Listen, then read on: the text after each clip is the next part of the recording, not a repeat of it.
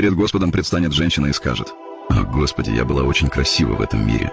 Эта красота обольстила меня, и я не смогла обратиться к Тебе». Тогда Господь призовет: «Приведите Марьям, Марию, и придет святая Марьям». Господь спросит женщину: «Разве ты была красивее, чем Марьям?» Женщина ничего не сможет сказать в ответ, и Господь повелит: «Бросьте ее в ад». Затем предстанет мужчина и скажет: «О, Господи, я был очень красив, поэтому так и не смог повернуться к Тебе.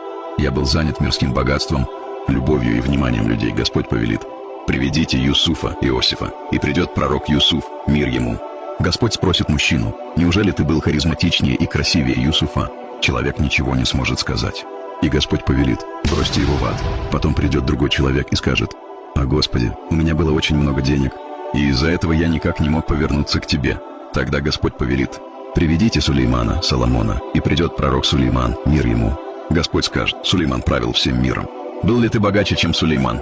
Человек ничего не сможет сказать, и Господь повелит: «Бросьте его в ад». Наконец призовут человека, у которого в земной жизни было много болезней, бед и несчастий, и он скажет: «О, Господи, я страдал от тяжелых недугов и бедности, поэтому не смог повернуться к Тебе и поклоняться должным образом». Тогда Господь повелит: «Приведите Аюба, Иова, и придет пророк Аюба, мир ему, чье тело в земной жизни было полностью поражено болезнями, но он не терял веры».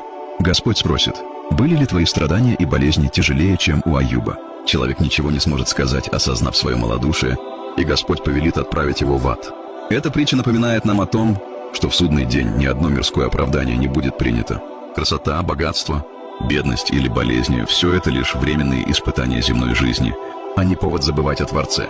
У каждого человека, какими бы ни были его жизненные обстоятельства, всегда есть пример пророков и праведников, которые смогли сохранить искреннюю веру и поклонение вопреки всему. Настоящая потеря – это потеря вечности ради приходящего земного мира.